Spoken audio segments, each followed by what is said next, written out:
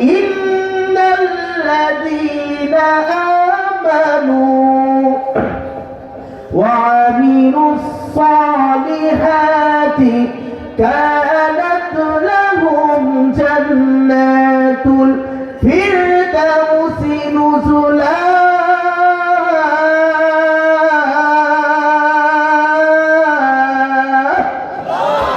আমার আল্লাহ সুবহানাহু ওয়া তাআলা বলেন, এ বান্দা ভালো করে বুঝে নাও, ইন্নাল্লাযীনা আমানু ওয়া আমিলুস সালিহাত, বান্দারে যারা আমার রবের প্রতি ঈমান এনেছো, ইন্নাল্লাযীনা আমানু, যারা আমি রবের প্রতি ঈমান আনবা, ওয়া আমিলুস সালিহাত, সাথে সাথে নেক আমল করবা। কি করবা জোরে বলেন না? নেক আমল করা লাগবে। এর ভাই তুমি আমি মুসলমান, তবে নামাজ পড়ি না। তুমি আমি মুসলমান, যাকাত ফরজ, তবে যাকাত দেই না। এর ভাই তুমি আমি মুসলমান, হজ ফরজ, কিন্তু হজ ঠিক মতো এরকম ভাবে আদায় করি না। এর ভাই তুমি আমি মুসলমান, শুধু মুসলমান হলেই হবে না। রব বলেন ইন্নাল্লাযীনা আমানু, বান্দার পর ঈমান ওয়ালা হওয়া লাগবে, ওয়া আমিলুস সালিহাত, বান্দার তোকে এরকম আমল করা হতে হবে। কথা কোন ঠিক কি না? আর জোরে বলেন ঠিক কি না? আমার ভাইরা, রব কারীম বলেছেন ইন্নাল্লাযীনা আমানু ওয়া আমিলুস সালিহাত কানাত লাহুম জান্নাতুল ফিরদাউসি নুজুলা। এ বান্দা, এই দুই গুণ যদি তোমার ভিতরে থাকে, তাহলে আমি আল্লাহ তোমার জান্নাতের মেহমান, জান্নাতুল ফিরদাউসের মেহমান বানায় দিব। জোরে বলেন আল্লাহু আকবার। আমার ভাইরা, ঈমান আনতে হবে, সাথে সাথে আমল করা লাগবে। ঈমান আনতে হবে, সাথে সাথে আমল করা লাগবে। এর ভাই ভালো করে বুঝে নেন, ঈমান তো আল্লাহর উপরে আনলেন, তাহলে আমল কিভাবে করবেন? আরে ভাই, আমল শিখতে হয়। আমল করতে হলে আমলের এলেম শিখতে হয়, কারণ এলেম ছাড়া কোনো ব্যক্তি আমল করতে পারে না। কথা বলেন ঠিক না? আমার ভাইয়েরা, যদি আপনি আমল করতে হয়, আমল করতে হলে আগে এলেম শিখা লাগবে। কোন আমল কোন সময় করবেন, নামাজ কিভাবে পড়বেন, যাকাত কিভাবে দিতে হবে, রোজা কিভাবে আদায় করা লাগবে। আরে ভাই, এই এলেমটা আপনার ভিতরে থাকতে হবে। কথা কোন ঠিক না? আমার ভাইয়েরা, এলেম ছাড়া আমল করা যায় না। আপনি যে ব্যক্তি যে আমলটাই করেন না কেন, তার জন্য আপনার এলেমের প্রয়োজন, কারণ আপনি এলেম ছাড়া আপনি কখনো আমলওয়ালা হতে পারেন না। এর ভাই, আপনি প্রশ্ন করতে পারেন, হুজুর অনেককে দেখেছি বড় বড় আলেম হয়েছে, তবে আমল নাই। কি নাই? জোরে বলেন না, আর জোরে বলেন কি নাই? আমল নাই। বড় আলেম হয়েছে কিন্তু আমল নাই। এবার ভালো করে বুঝেন, এলেম তো আপনি শিখেছেন, একটা হক আদায় করেছেন, কিন্তু আমল করেন নাই। আরে ভাই, এই কেন এলেম শিক্ষাটা আমরা কেন করি জানেন?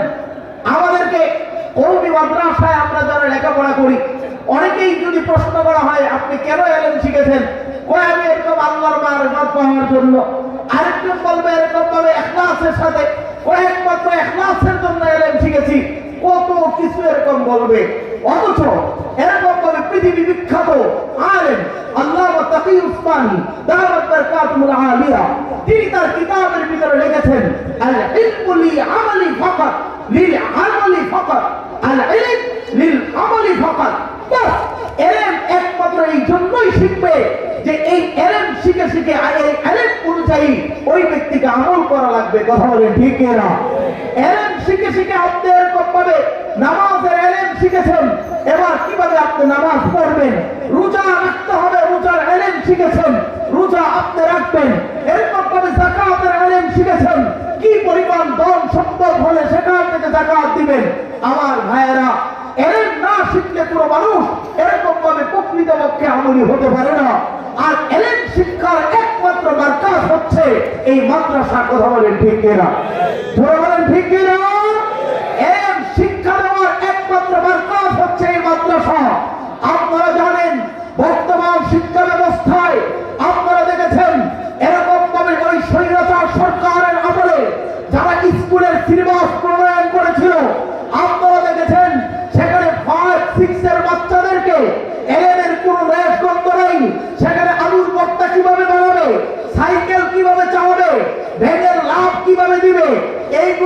স্কুল কলেজ এরকম ভাবে ছোট্ট ছোট্ট কিন্ডারগার্টেন স্কুলগুলো, প্রাইমারি স্কুলগুলো বাচ্চাদেরকে এভাবে আলুর ভর্তা শিখায়, কথা বলেন ঠিক কিনা? সেখানে কাউকে মাসআলা শিক্ষা দেওয়া হয় না। কিন্তু আল্লাহ তাআলার শুকর গুজার করে বলি, এই ছোট্ট ছোট্ট কওমি মাদ্রাসা, যেখানে নুরানি প্রেরকভাবে মাদ্রাসা রয়েছে, এই মাদ্রাসাগুলোতে এরকম ভাবে শিশু শ্রেণী থেকে নিয়ে আমাদের তৃতীয় শ্রেণী পর্যন্ত এরকম নাজরা বিভাগ পর্যন্ত বাচ্চাদেরকে দোয়া, হাদিস, মাসআলা, কোরআনের তাসবিহ এবং কোরআন শরীফ রিডিং পড়ানো কিভাবে হয়, সমস্ত জিনিসগুলোকে এরকম ভাবে এই নুরানি মাদ্রাসার ভিতরে বাচ্চাদেরকে শিক্ষা দেওয়া হয়, কথা বলেন ঠিক কিনা? এই ছোট্টবেলায় এই মাদ্রাসা থেকে যারা নুরানি থেকে এই ইলম অর্জন করে, এই বাচ্চারা ধীরে ধীরে ধীরে ধীরে তারা এরকম সামনের দিকে অগ্রসর হয়।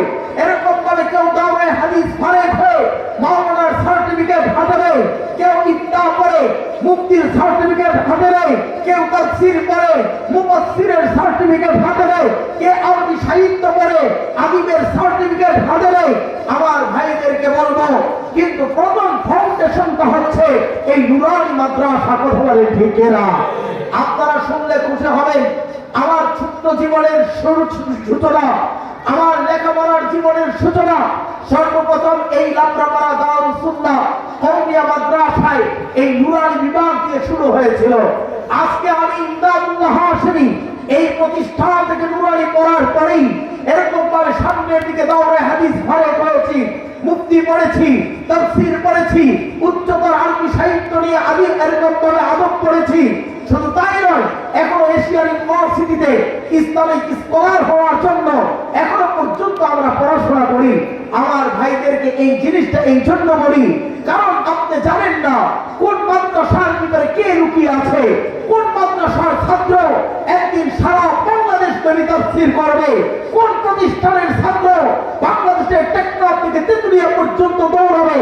আমি তো এই কথা দায়িত্বহীন কণ্ঠে বলতে চাই, আপনি যদি আপনার বাচ্চাটাকে অন্ততপক্ষে নুরানি মাদ্রাসায় ভর্তি করে দেন, আপনার বাচ্চা আপনার জানাজার নামাজটা সুন্দর করে পড়াবে, আপনার বাচ্চাটা আপনার লাশটাকে কবরের ভিতরে এত সুন্দর আদবের সাথে রেখে কপালে চুমু দিয়ে উঠে যাবে, কথা বলেন ঠিক কিনা?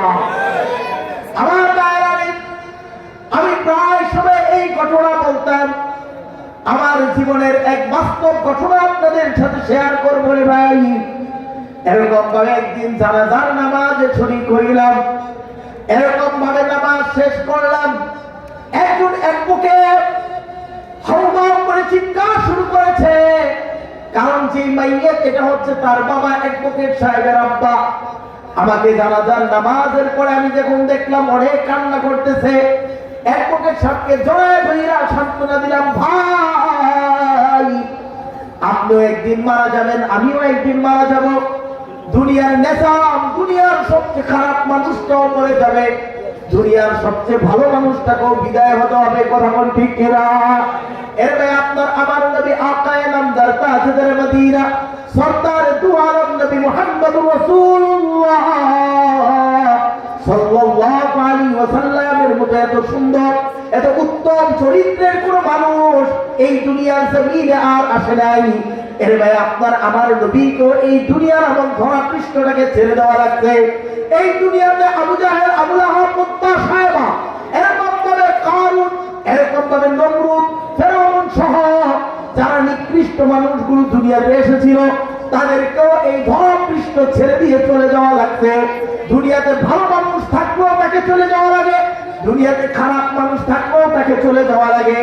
এই জন্য রে ভাই আমি এরকম ভাবে একপক্ষে সাপকে বললাম, এর ভাই আমার আব্বাও একদিন ইন্তিকাল করবে, আপনার আব্বা ইন্তিকাল করেছে, মানুষ বলতেই মরণশীল। অ্যাডভোকেট সাহেব আমাকে উত্তর দিয়ে বলল, মুফতি সাহেব আমি এই জন্য কান্না করি না, আমার কান্নার বিষয়টা ভিন্ন, আমি তো এই জন্য কান্না করি না, আমি কান্না করি আমার এই অ্যাডভোকেটের জীবনে আমি কত আসামিকে কাঠগড়া থেকে এরকম বেকুসুর খালাস করেছি, আর এই অ্যাডভোকেটের জীবনে কত আসামিকে কাঠগড়ায় দাঁড়াইয়া আর তাকে এরকম কারাগারে এরকম বাল প্রেরণ করেছি। কিন্তু আজকে আমার আব্বা জান এই যে কাঠগড়ার শুয়ে আছে। আমার আল্লাহ সবচেয়ে বড় হাকিম, সবচেয়ে বড় বিচারক, আমি সন্তান হইয়া আমার বাবার জন্য একটু সুপারিশ করতে পারি নাই, একটা কথা জবাব দিয়ে বলতে পারি নাই। হুজুর আমার আব্বা আমার এই জিনিসটা শিখায় নাই। আরে দেখলাম সমস্ত মানুষগুলো হাত এরকম করে একবার হাত বেঁধে যখন ইমাম তাকবীর দেয় সবাই জানি কি দোয়া করে, আর আমি সবার মুখের দিকে তাকায় রয়েছে, আমি তো দোয়া পারি না। এরকম ভাবে হুজুর আপনিও তো দোয়া পড়লেন, কিন্তু আমার আব্বা আমার ছোট্টবেলায় এই দোয়া শিখায় নাই। আরে এরকম দুনিয়ার জনের সামনে কত আসামির ব্যাপারে আমি এরকম ভাবে সুপারিশ করলাম, কিন্তু আমার আব্বা জানের জন্য আহকামুল হাকিমিন আমার রবের কাছে আমি কোনো সুপারিশ করতে পারি নাই। আর আমি এই দোয়া পারি না। আমি এরকম ভাবে এক পকেটের কথা শুনতে এরকম ভাবে তাজ্জুব হয়ে তাকায় রইলাম।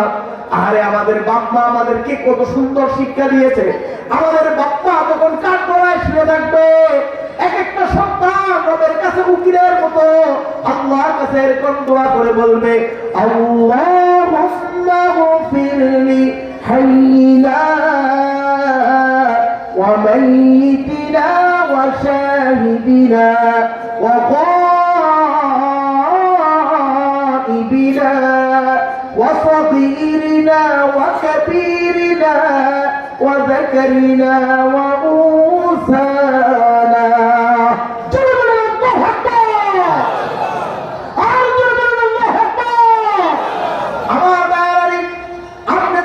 সফল বাবা, যেই বাবা আপনার সন্তানকে আদর্শ শিখিয়ে দিয়েছেন, আপনার মৃত্যুর মুহূর্ত আপনার জন্য রবের কাছে সুপারিশ করবে। শুধু তাই নয়, আপনাকে যখন এরকম ভাবে কবরের দিকে নিয়ে যাওয়া হবে, আপনার সন্তান আরে কবরের ভিতরে নিচেই নেমে যাবে। আর এরকম একজন পায়ের দিক থেকে নামবে, একজন মাথার দিক থেকে নামবে।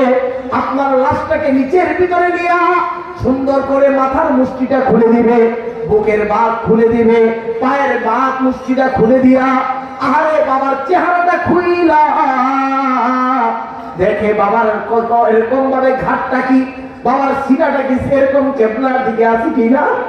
আর সন্তান ঘুরাইয়া দিয়া কবার একটা চুমা খায়, আর কবরে নেমে দোয়া কয়, দোয়া করে আল্লাহর কাছে কয়, বিসমিল্লাহি ওয়া আলা মিল্লাতি রাসূলিল্লাহ।